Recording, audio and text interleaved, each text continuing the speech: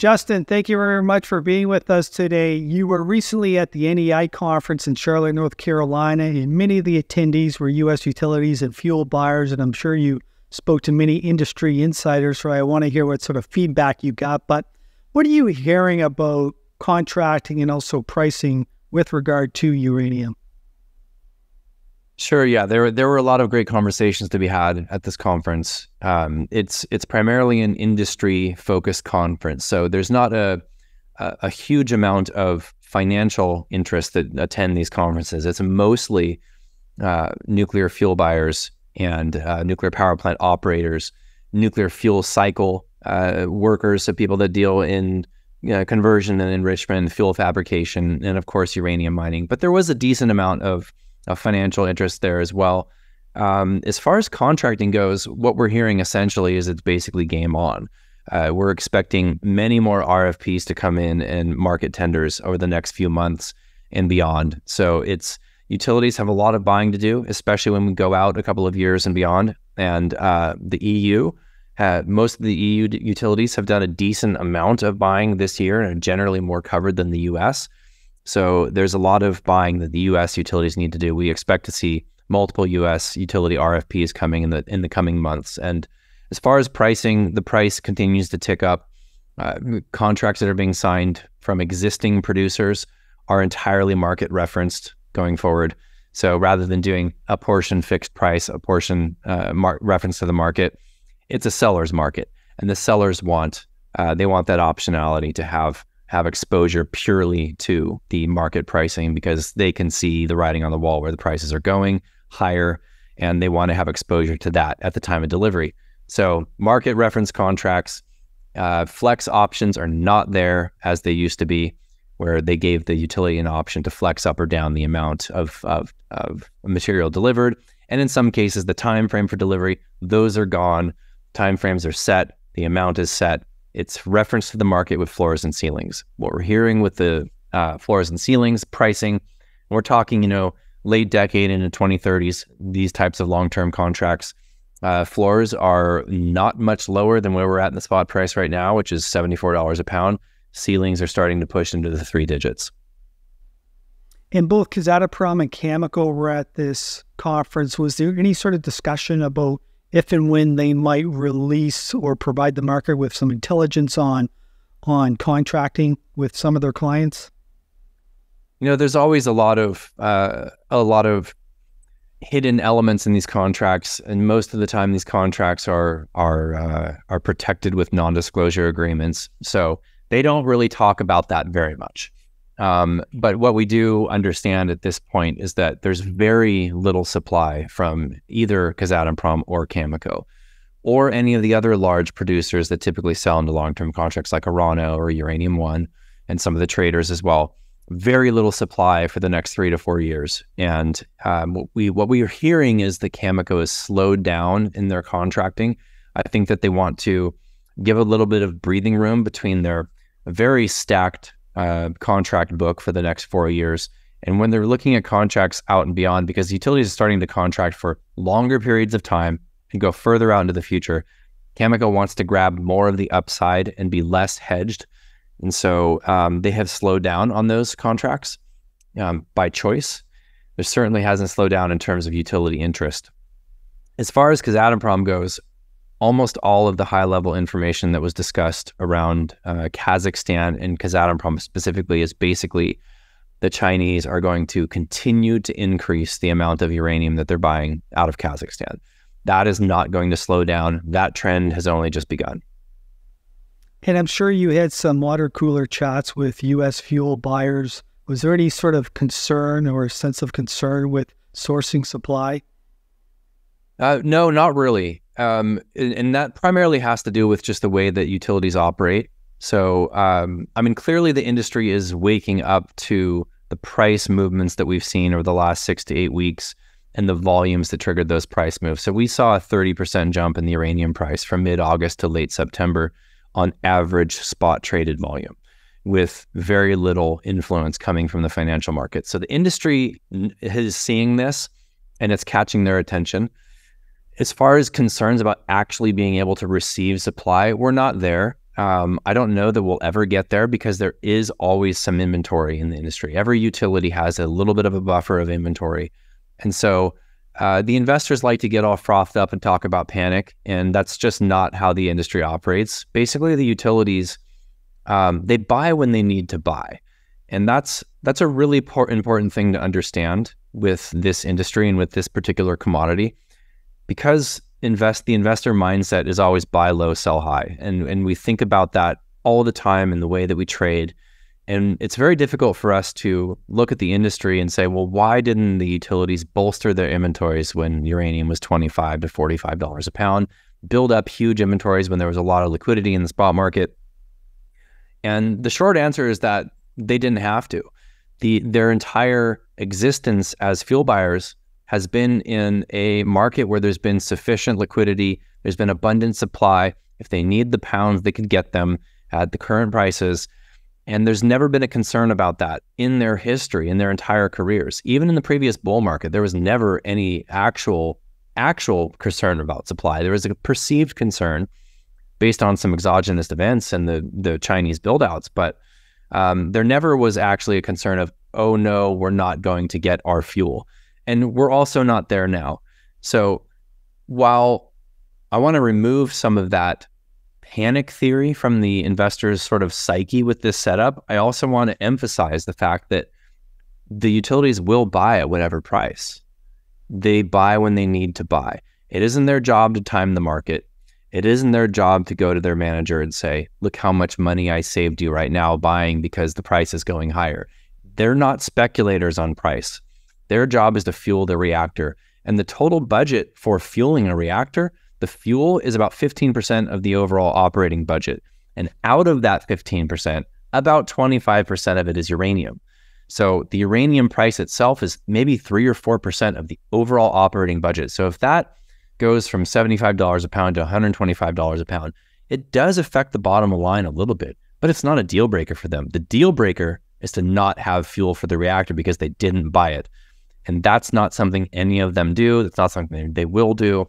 So the price could go substantially higher than where we are now, and it's not going to necessarily drastically affect their buying habits.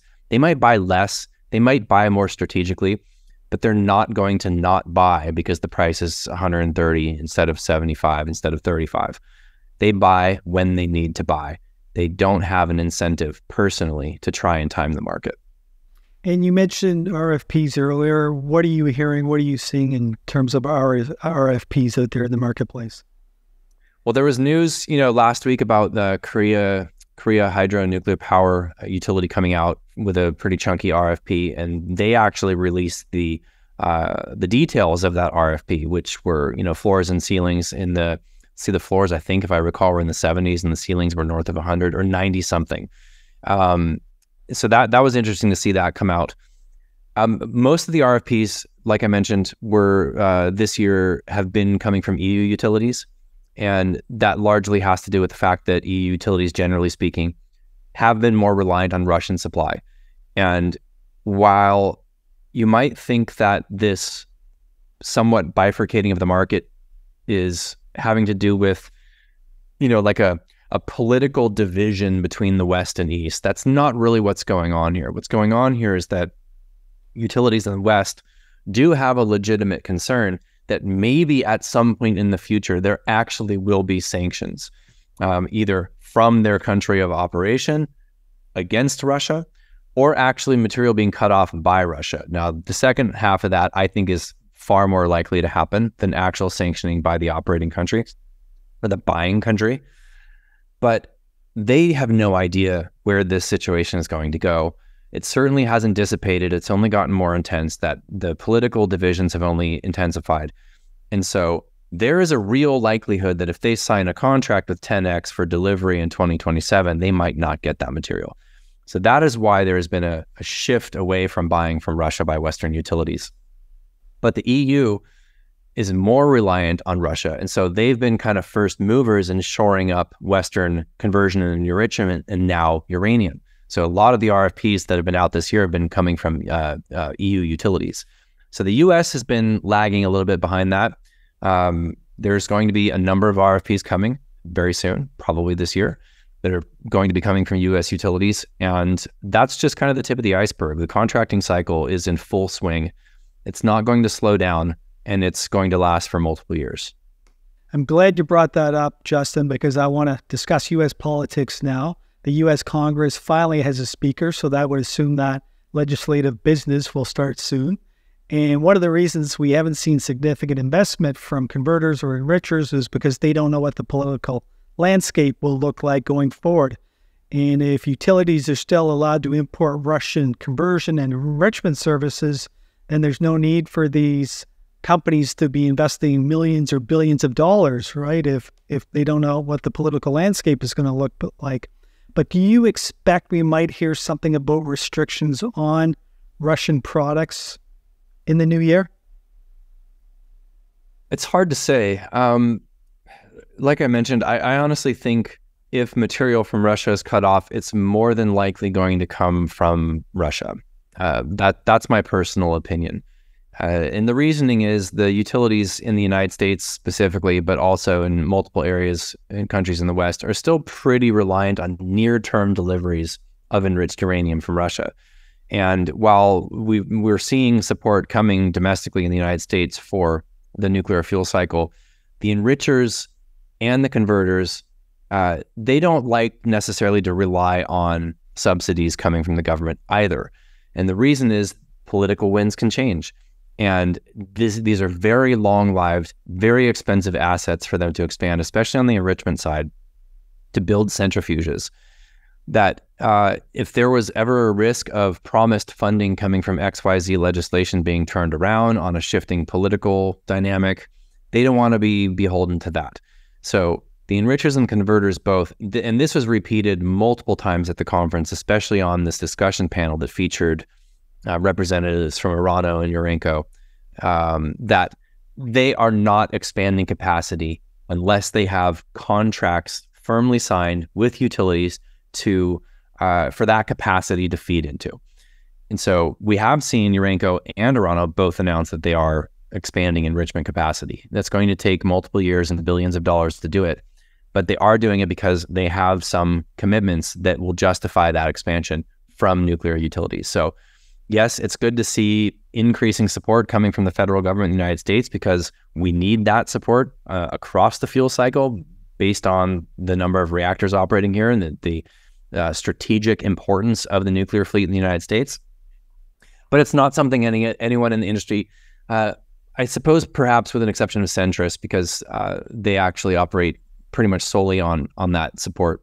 But Urenco and Orano, they're not holding their breath for any kind of subsidies from those respective governments to build out capacity. They need contracts, period, at the end. So I want to continue this discussion on pricing and where it might be going in 2024 and examine a few issues, beginning with Kazatomprom, which is the world's largest producer.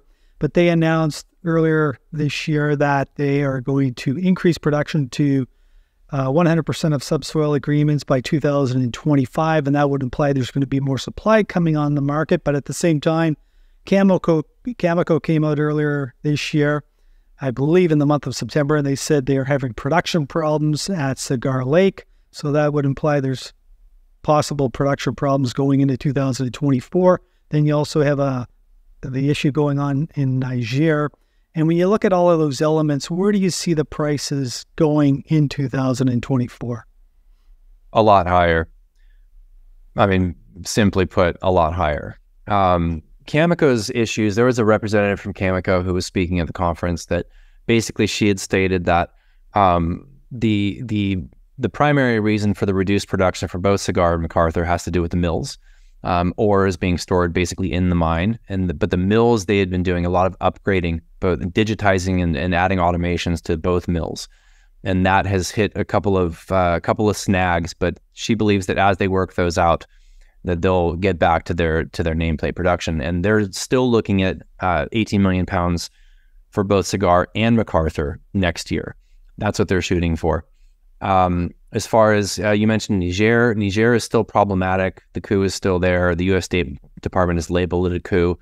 The main problem for Orano in Niger, and they've been operating there for 50 years, The main problem with their remaining Sommer mine is that the mine is still in operation. They haven't had any problems at the mine site, but they haven't been able to import reagents into the country for the processing of the ore and the actual extraction of uranium from the milled ore.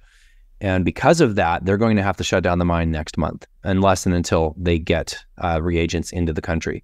And presumably, when the border opens back up for those imports, they will be able to just turn it back on. But it is affecting their operations. It is affecting the uranium that is going to be produced out of Niger and going to the French. So that's significant. It's a significant, mini supply shock there. As far as Kazakhstan and Kazatomprom's announced production increase, we are highly skeptical that they will get anywhere close to that goal. They have never produced anywhere near that amount of uranium in a single year, and not even close. Their full production in 2016, which happened to coincide with the bottom for the price of uranium, their full production that year, I think, was just under 25,000 tons. And so they're shooting for 30.5 to 31,500 tons, which is almost a 50% increase in production from 2023. It's an absolutely gigantic, huge jump in production. And the only way that happens is with an enormous CapEx spend into their well field development and an enormous importing of sulfuric acid. Two things that are not easily done. So we don't think they come close to those goals. We do think that they are going to be able to increase production somewhat, but we also have to look at where that production increase is going to come from. Mostly, a lot of that production increase, about 2/3 of the increase in production is coming from two new mines. That's the Budenovskoye 6 and 7, which is a joint venture with Rosatom, and the South Tortkaduk mine, which is a joint venture with Orano, or Katco, their Kazatomprom JV. So half of the production from these two new mines is going to go to France into their contracts, Orano's contracts, and go to Russia, which is going to stay in Russia, which, by the way, we continue to hear that Russians are potentially not even engaging in new third-party transactions because they are essentially short uranium. They got plenty of conversion and enrichment. They're short uranium, and they're only uranium. 95% of their uranium production is in their JVs in Kazakhstan. But the other half of that expansion from those two joint venture mines is going to Kazatomprom. And Kazatomprom already is selling 52% of their production to China as of last year. That is going to continue to increase. So most of this production increase is going to stay in the East, and almost all of it is already fully committed. With Russia, it's committed to their export book. They're building 18 reactor exports in construction currently, right now. Okay, so they're going to be consuming a lot of uranium just for those exports. China is continuing to grow. They're going to be buying more and more uranium from Kazatomprom directly, possibly with new joint ventures, and then signing new contracts. And we have yet to see if they're going to be taking out any other projects in any other areas of the world. Looking at Africa, our eyes are on you, but we'll have to see. But either way, even though they sit on a very large amount of inventory, they continue to be buyers. And I'm glad you brought up the fact that there are rumors that Russia has been short uranium, but there's also rumors going around that they've been buying in the spot market. Have you heard this?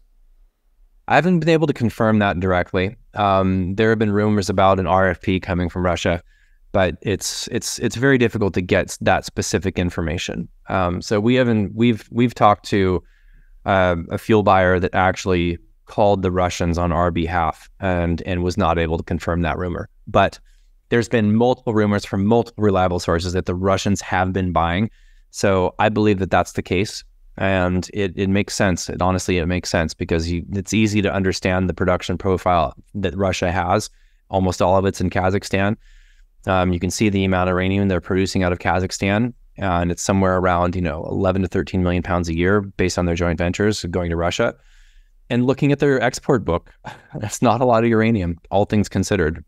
Based on the way that these exports work, is they actually go to the country they're building it. They deal with all of the legwork up front. They build the reactor. They train staff to operate the reactor. They provide the fuel to the reactor for the life of the reactor. They deal with the waste from the reactor, and they handle the decommissioning. It's a full soup to nuts service. So if you look at 18 reactors being built and then the annual uranium demand coming from those, it makes sense they're likely going to, not only the bulk of their production coming out of Kazakhstan is going to stay in Russia, but they might actually be on the buy side. It's a huge shift. It's a huge shift. So when we examine all of these elements together, the price is definitely going higher. I want to ask you about contracting. In 2022, there was 125 million pounds contracted. What is it now, and where do you think we're going to end up at the end of the year? Now, officially, we're just under 150 million pounds. I think it's 147 million pounds as of the reporting earlier this week. That grasps about 85% of the long-term contracting volume, so it's likely a bit higher than that. It's hard to put a number on it, but I definitely think we're going to be higher because there's a lot of on and off market RFPs for long-term contracts in the market right now. They're going to be inked in the next weeks and months, and then there's more coming in the next few months. So I would not be surprised if we saw 180 to 200 million pounds officially in the long-term contracting market by the end of the year. That would not surprise me.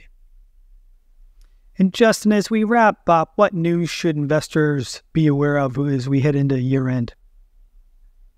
Well, I think the news really, I guess it's not really necessarily official news, but what I was just sharing about RFPs, the pressure on the buy side is there and it's going to grow.